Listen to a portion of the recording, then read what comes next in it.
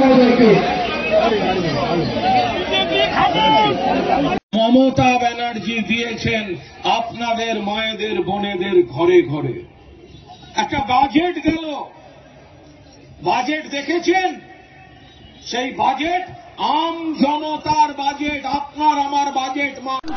বেরিয়মকে বাংলায় স্বাগতম, স্বাগতম, স্বাগতম। বেরিয়মকে বাংলায় স্বাগতম, স্বাগতম, স্বাগতম। বেরিয়মকে বাংলায় স্বাগতম, স্বাগতম, স্বাগতম। বেরিয়মকে বাংলায় স্বাগতম, স্বাগতম, স্বাগতম। বেরিয়মকে বাংলায় স্বাগতম, স্বাগতম, স্বাগতম। বেরিয়মকে বাংলায় স্বাগতম, স্বাগতম, স্বাগতম।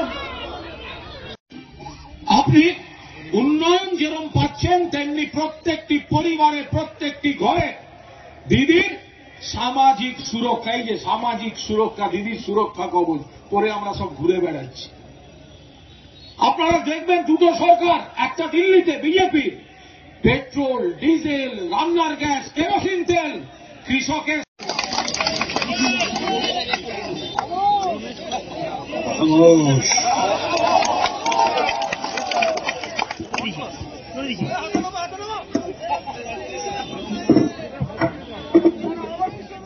बहुत जान है इस सभा में, बहुत जान है। আমি সব থেকে আগে এখানে বসে আছেন সব থেকে লোকপ্রিয় আমাদের বন্ধু, আপনাদের মন্ত্রী, এমএলএ অখিল বাবু, কুণাল বাবু এত ভালো বক্তব্য দিয়েছেন, এত ভালো স্পিচ করলেন, একবারে ফ্যান্টাস্টিক বলতে পারি। আমি তো শুনছিলাম, আরে যদি কন্টিনিউ করতো আমি কখনো মাইন্ড করতাম না, আমি বলতো fantastic, very very good Kunal বাবু, আপনার ফিউচার ইজ ভেরি ব্রাইট। দারুণ বলেছেন। তরুণ বাবুকে, অভিজিৎ বাবুকে, সবজন এখানে যা বসে আছেন আমি প্রণাম করছি। All Trinamool Congress leaders and workers, सब भाई के আমি प्रणाम करती। और यहाँ देख रहा हूँ इतने हमारी घर की बहनें और माताएं बैठी हुई हैं, सबको प्रणाम करता हूँ। इतने कम समय की नोटिस के बाद आज तक दीघा रामपुर की इतिहास में शायद सबसे बड़ी सभा, और वो भी 2-3-4 दिन के नोटिस पे, आज जो देख रहा हूं, और किसी दल के अभी बहुत बड़े नेता आए थे, अभी शायद 11-12 तारीख को यहां पे, उससे 20 गुना 25 गुना बड़ी सभा, यानी वो सभा नहीं थी, वो नुक्कड़ सभा थी। नुक्कड़ सभा के बाद ये जबरदस्त, जैसा कुणाल बाबू ने कहा, ये जन समुद्र, ये विशाल, ये अद्भुत, इतनी बड़ी सभा आप लोगों ने की, करके दिखा दिया डंके की चोट पे। मैं इसके लिए तृणमूल कांग्रेस के नेताओं का, तृणमूल कांग्रेस के जबरदस्त कार्यकर्ताओं का, और सबसे ज्यादा अपने रामनगर और दीघा के अपनी जनता जनार्दन का मैं बहुत बहुत आभारी हूं। मैं আমাকে কেউ জিজ্ঞেস করলো, এখনই আসার সময় আমাকে জিজ্ঞেস করলো কি আপনি তো বিজেপিতে ছিলেন, আপনি অটল বিহারী বাজপেয়ী গভর্নমেন্টের ক্যাবিনেট মিনিস্টার ছিলেন, হেলথ মিনিস্টার ছিলেন আপনি, তারপর আপনি শিপিং মিনিস্টার ছিলেন, আপনি ছেড়ে দিলেন। যা কুণাল বাবু বললেন বিদ্রোহ করে চলে এসেছি। কেন? बहुत लोग जानना चाहते हैं क्यों छोड़ दिया। फॉर द सिंपल रीजन कि अटल बिहारी वाजपेयी के जमाने में बड़ी अच्छी सरकार थी। हमारी अपनी देश की सबसे लोकप्रिय नेता, बिहार बंगाल की सबसे बड़ी मास लीडर, इतनी अच्छी इमेज की royal Bengal tigress, the honourable CM of Bengal Mamata Banerjee ji भी उस सरकार में थी और हम भी उस सरकार में थे। और उस वक्त डेमोक्रेसी चलती थी, उस वक्त लोकतंत्र था। लोकशाही थी। और अभी धीरे धीरे हमारे मित्र माननीय प्रधानमंत्री देश के नरेंद्र मोदी जी की सरकार में वो लोकशाही धीरे धीरे बदलकर तानाशाही में आ गई। अथॉरिटेरियन रूल यानी अहंकार से भरपूर सरकार, तानाशाही और ईवीएम मशीन का खेल करके सामने आने वाली सरकार जिस तरह से अपनी अकड़ दिखाई, अहंकार दिखाया, हमने जनता के हित में, लोगों के हित में बात की। मैंने कहा नोटबंदी बहुत गलत हुआ है। आपको याद होगा पूरे देश में सबसे पहले नोटबंदी के खिलाफ आवाज मैंने उठाई थी और यहां पे हमारी सर्वमान्य सबसे लोकप्रिय नेता ममता जी ने तो डंका बजा दिया था, इतना जबरदस्त बना किया था। ममता जी और हम साथ साथ एक ही पेज पे रहे हैं, उनका मार्गदर्शन प्राप्त होता रहा है। मेरा अपना मानना है कि पूरे राष्ट्र में जयप्रकाश नारायण जैसे महानायक के बाद कोई अपने दूरदृष्टि की वजह से, अपनी सादगी की वजह से, सिंप्लिसिटी की वजह से, कोई अपने स्ट्रगल की वजह से, अपनी क्षमता की वजह से कोई नेता सबसे बढ़कर आई है तो वो है हमारी ममता और ममता बनर्जी। और हम दोनों सेम पेज पे रहे। उन्होंने भी कहा बहुत गलत हुआ है, ये देश की जनता के खिलाफ हुआ है नोटबंदी। हमने कहा अभी नोटबंदी से उभर ही नहीं पाए थे कि तब तक कॉम्प्लिकेटेड जीएसटी कर दिया। जीएसटी में एक साल में 365 दिन होते हैं। अभी तक जीएसटी में करीब करीब 400 बार संशोधन हो चुका। हर दूसरे दिन संशोधन, यानी कि कोई क्लैरिटी नहीं। अहंकार और कंफ्यूजन से पॉलिसी सामने आती गई और हमसे बर्दाश्त नहीं हुआ। हमने कहा व्यक्ति से बड़ा पार्टी होता है और पार्टी से बड़ा देश होता है, देश से बड़ा कुछ नहीं होता। मैं पार्टी की बात स्वीकार नहीं कर रहा हूं और इसीलिए यंगर जनरेशन আপনাকে আমি বলতে চাই, যদি আপনি শুনতে চান তাহলে আমি বলতে চাই कि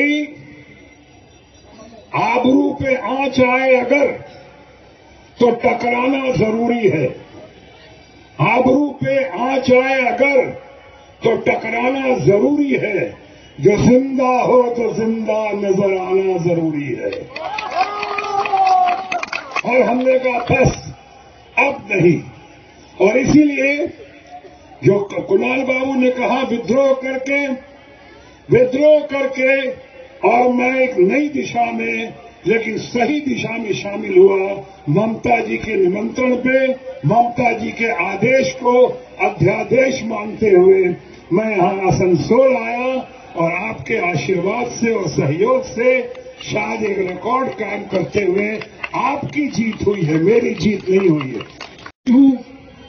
चाहे एक सिपा सालार हूं, लेकिन जो भी हुआ है वो जीत मेरी जीत नहीं, सही मानों में वो बंगाल के लोगों की जीत हुई है, आसनसोल की जनता जनार्दन की जीत हुई है, तृणमूल कांग्रेस और तृणमूल कांग्रेस के कार्यकर्ताओं और नेताओं की जीत हुई है। और सबसे बड़ी जीत अगर हुई है तो हमारी, आपकी, सबकी अपनी ममता जी या ममता दीदी की जीत हुई है। अभी इसके बाद इस तानाशाह गवर्नमेंट ने अपने लोगों को जगह जगह भेजना शुरू किया है। इनके पास धन शक्ति बहुत है। आपने देखा होगा अभी पिछले चुनाव में ममता जी के खिलाफ क्या नहीं करने की कोशिश की और आप लोग के खिलाफ, तृणमूल कांग्रेस के खिलाफ, बंगाल के लोगों के खिलाफ, गरीबों के खिलाफ, महिलाओं के खिलाफ, यहां पे हमारे आम जनता के खिलाफ। और जिस तरह से उन्होंने money power, muscle power, gun power, खून पावर का इस्तेमाल करके धन शक्ति से सामने लेकर आए बीजेपी को। वहीं ममता जी की अपनी सूझबूझ, अपनी अच्छी छवि, उनका अपना नेतृत्व, उनकी सादगी, उनका आयरन लेडी होना और अपने व्हील चेयर पे भी उन्होंने उनके धन शक्ति का जवाब अपनी जनशक्ति से दिया और भारतीय जनता पार्टी के खर्चे उड़ा दिए। नारे थे कि अब की बार 200 के पार। आपको पता है क्या हशर हुआ और क्या इतिहास हुआ। ऐसी ममता जी जिन्होंने क्या क्या नहीं किया अपने लोगों के लिए, हमारे लोगों के लिए और हमारे घर की महिलाओं के लिए। ये जितनी अभी कुणाल बाबू बोल रहे थे, उसके पहले अखिल गिरी जी बता रहे थे। आप खुद सोचिए, एक कहावत है कि जो बंगाल आज सोचता है, भारतवर्ष कल सोचता है। What Bengal thinks today, India thinks tomorrow। ये आयुष्मान भारत की बहुत चर्चा करते हैं हमारे दोस्त जो है भारतीय जनता पार्टी के, हमारे नेतागण बहुत बातें करते हैं। आयुष्मान भारत, आयुष्मान भारत सिर्फ 5 लाख तक और सिर्फ बीपीएल कार्ड जिनके पास है जो जुगाड़ कर सकते हैं, और उसमें भी सबको नहीं मिल रहा है। कि पूरे भारतवर्ष में, बंगाल में ममता जी ने वो करके दिखाया जो अद्भुत, बेमिसाल और स्वास्थ्य साथी की योजना दी आपके सामने। उनका और उनके लिए, सबके लिए बराबर यही किया, स्वास्थ्य साथी योजना। और वहां पे कोई नहीं, जुगाड़ की जरूरत नहीं है। और 5 लाख, और मुझे लगता है आने वाले दिनों में, वैसे तो आज भी ठीक है, 5 लाख फरवरी मार्च तक खत्म हुआ और उसके बाद फिर अगर कुछ हुआ तो फिर 5 लाख, यानी समझिए कई लोगों को 1 लाख में 10, एक साल में 10 लाख का ये प्रभाव पड़ता है। उसी तरह से जो महिलाओं के लिए पेंशन, जो महिलाओं के लिए, लड़कियों के पढ़ाई लिखाई के लिए 9 से लेकर पोस्ट ग्रेजुएट तक, ये सब कहीं नहीं सुना, कहीं नहीं देखा। आज जगह जगह चर्चे हो रहे हैं। किसानों के लिए सुविधाएं, गरीबों के लिए, एससी एसटी के परिवार के लिए, ये कहीं नहीं जो आज बंगाल में हुआ और बंगाल में हो रहा है। आपने देखा होगा, अभी अभी बजट हुआ था, सेंट्रल गवर्नमेंट का बजट। आप बंगाल गवर्नमेंट का बजट देख लीजिए, कहीं लोगों पे भार नहीं। और अभी सेंट्रल गवर्नमेंट का बजट, इसका पहला रिएक्शन में नहीं दिया था। आप खुद सोचिए, कहीं देखा है कि एससी एसटी परिवार के लिए कुछ किया हो, किसानों के लिए कुछ किया हो, नौजवानों के लिए काम करने के लिए कुछ किया हो? दूध का दाम इतना बढ़ गया, पेट्रोल का दाम बढ़ गया, डीजल का दाम बढ़ गया, कुछ किया हो? कुछ नहीं। ये चुनावी बजट था, चुनाव को लेकर दिमाग में ये बजट सामने लेकर आए। और यकीन मानिए, चुनाव में इस बार 2024 में एक तरफ तो हमारी ममता जी सबसे बड़ी गेम चेंजर बनकर सामने आएंगी इस बार, आप मेरी बात का यकीन रखिए। वहीं दूसरी तरफ देखिएगा, माननीय प्रधानमंत्री जी तो उनके लोगों के जैसा पिछली बार नाम दिया था, अब की बार 200 पार, इस बार वो शायद 100 भी नहीं पार कर पाएंगे। 100 भी पार करना मुश्किल हो जाएगा। इसलिए जरूरत है आप लोग के साथ की सहयोग की, खासकर ममता जी के लिए जो ट्राइड, टेस्टेड और सक्सेसफुल लीडर है। ममता जी जिन्होंने असंभव को संभव करके दिखाया।